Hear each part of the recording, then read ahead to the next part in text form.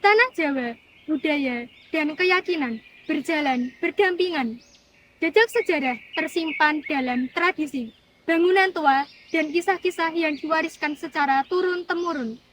Di balik semua itu, terdapat peran besar tokoh-tokoh penyebar Islam di tanah Jawa yang dikenal dengan nama Wali Songo. Secara bahasa, Wali Songo berasal dari dua kata. Yang pertama, Waliwo berasal dari bahasa Arab, yang artinya orang yang dicintai dan mencintai Allah. Sekaligus Waliul Amri adalah orang yang dekat dengan Allah dan sekaligus pemimpin umat dalam urusan agama maupun dunia. Dan berasal dari kata songo dalam bahasa Jawa yang artinya adalah 9. Sehingga Wali Songo berarti 9 orang yang dicintai dan mencintai Allah. Tahukah kamu siapa beliau? Ya, beliau adalah Sunan Kudus. Sunan Kudus memiliki nama asli Ja'far Shodiq. Lahir pada tahun 1500 Masehi di daerah Jipang Panolan, sebelah utara kota Blora. Beliau wafat pada tahun 1550 Masehi dan dimakamkan di daerah Kudus, Jawa Tengah. Beliau merupakan putra dari Sunan Ngudung dan Syarifah. Beliau merupakan keturunan ke-24 Rasulullah Shallallahu Alaihi Wasallam. Sunan Kudus mendalami ajaran Islam melalui ayahnya sendiri.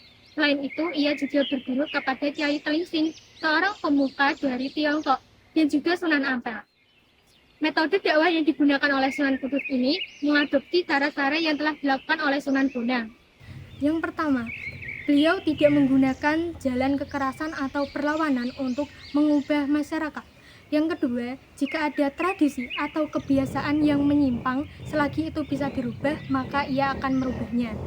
Yang ketiga, mengembangkan prinsip Tutwuri Handayani menjadi Tutwuri Hangiseni, yang artinya perlahan-lahan memberikan nuansa Islam di dalamnya. Ja'far Shodiq dikenal dengan nama Sunan Kudus karena beliau berdakwah dan menetap di Kudus, Jawa Tengah. Namun, pengaruh dakwahnya tersebar luas di daerah sekitarnya, seperti Jepara, Demak, dan daerah pesisir utara Jawa lainnya.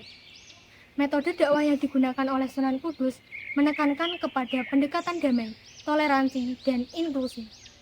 Beliau mengakulturasi budaya setempat dengan ajaran Islam. Sebagai bentuk penghormatan kepada umat Hindu, Sunan Kudus melarang penyembelihan sapi pada saat Idul Adha, karena sapi dianggap sebagai hewan suci dan keramat oleh umat Hindu. Larangan tersebut merupakan salah satu strategi dakwah Sunan Kudus. Mengubah fungsi sajen yang berupa makanan lebih baik disedekahkan kepada orang yang kelaparan. Permohonan kepada nenek moyang dan roh halus diarahkan untuk memohon hanya kepada Allah. Makna mitoni dalam agama Hindu-Buddha yang disakralkan dimodifikasi menjadi makna syukur karena mendapat keturunan dari Allah. Sunan Kudus memiliki cara unik kepada masyarakat yang masih menganut animisme dan dinamisme. Beliau membangun 8 pancuran wudhu di Masjid Menara Kudus yang ia bangun. 8 pancuran ini dalam agama Buddha dikenal dengan Asta Sanghika Marga, yang merujuk pada 8 jalan utama menuju pencerahan atau nirvana.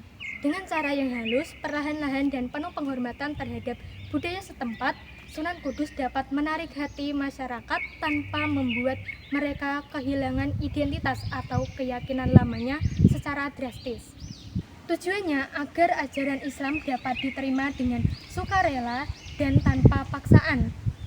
Metode ini juga menunjukkan bahwa ajaran Islam dapat berjalan seiring dengan budaya lokal selama tidak bertentangan dengan prinsip tauhid.